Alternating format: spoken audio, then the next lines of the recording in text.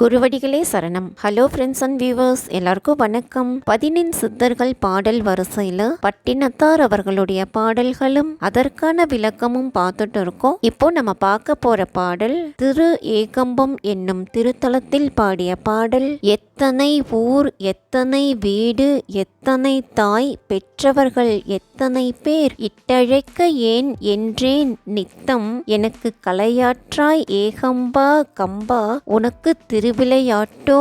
இதுதாங்க அந்த பாடல். கலையாற்றாய் அப்படின்னா கலைப்பை போக்குவாயாக அப்படின்னு அர்த்தம். ஸோ இந்த பாட்டுக்கு என்ன பொருள் அப்படின்னா, திரு ஏகம்பத்தில் கோவில் கொண்டிருக்கும் இறைவா, கம்பை என்ற ஆற்றை உடையவனே, நான் எத்தனையோ ஊர்களில் பிறந்தேன், எத்தனையோ வீடுகளில் பிறந்தேன், எனக்கு பல தாய்மார்கள் உண்டு, அவர்கள் பல பெயர்கள் பிறவிதோறும் இட்டு அழைக்க அதற்கு நான் ஏன் என்று கூறி அவர்களின் எதிரே சென்றேன். இவ்வாறு பல பிறவிகளில் பிறந்து வருந்தும் எனக்கு என் களைப்பை நீக்குவாயாக.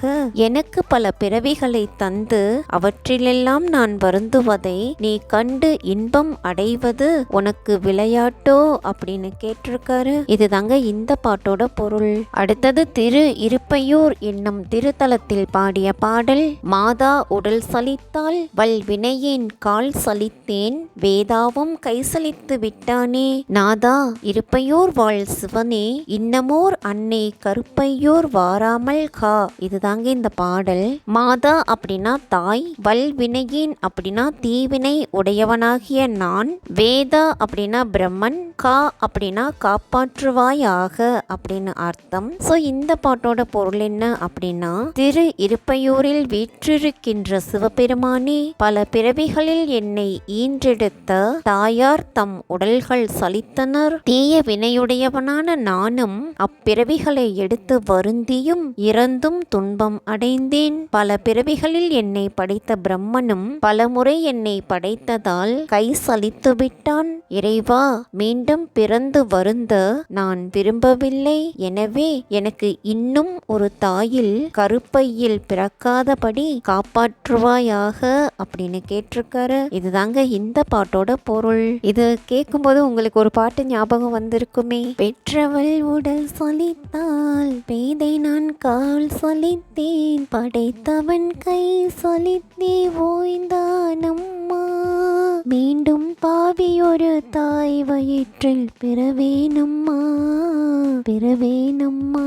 அடுத்தது திருவையாறு என்னும் திருத்தலத்தில் பாடிய பாடல். மண்ணும் தனலார வானும் புகையார எண்ணறிய தாயும் இளைப்பார, பண்ணும் அயன் கையாரவும் அடியேன் காலாரவும் கண்பார் ஐயா திருவையாரா. இதுதாங்க அந்த பாடல். தனலார அப்படின்னா வெப்பம் தனிய, அயன் அப்படின்னா பிரம்மன். சோ இந்த பாட்டோட பொருள் என்ன அப்படின்னா, திருவையாறு என்னும் தலத்தில் வீற்றிருப்பவனே, ஐயா, இம்மண்ணுலகமும் அடியேனின் எண்ணில்லாத உடல்களை சுட்டதால் ஏற்பட்ட வெப்பம் தனியும்படியும், இந்த வானமும் என் உடம்புகளை சுடுவதால் எழுந்த புகை நீங்கி தூய்மையாய் ஆகுமாறும், பல பிறவிகளில் என்னை பெற்ற தாய்மார்களும் இளைப்பாரி இருக்கும்படியும், எனக்கு எண்ணற்ற உடல்களை படைக்கின்ற பிரம்மனும் தன் கைகளை இளைப்பாறுமாறும், அடியேனின் கால்கள் இளைப்பாறும்படியாகவும் என்னை கடைக்கண்ணால் பார்த்து அருள்வாயாக அப்படின்னு சொல்லியிருக்காரு.